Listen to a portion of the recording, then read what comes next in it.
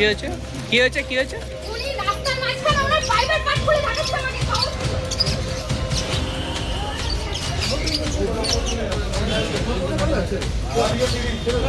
বন্ধুরা, নিচে যে ভিডিওটা দেখতে পাচ্ছ, একটা মহিলা একটা ছেলেকে জামার কলার ধরে টানতে টানতে থানায় নিয়ে আসে।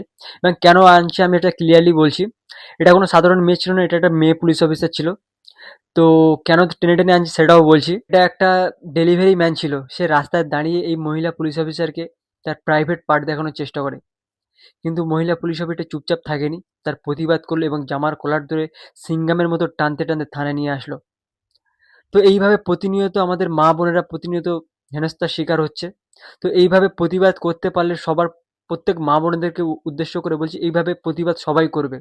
তার জন্য প্রশাসন আছে, সঠিক টাইমে কল করবেন, প্রশাসনকে জানাবেন। তো এইভাবে প্রতিবাদ করতে থাকলে আমাদের সমাজের নোংরা মানুষদের এইভাবে অপরাধগুলো কমতে থাকবে।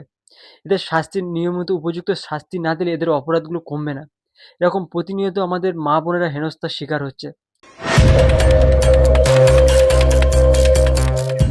কি হয়েছে কি হয়েছে কি হয়েছে?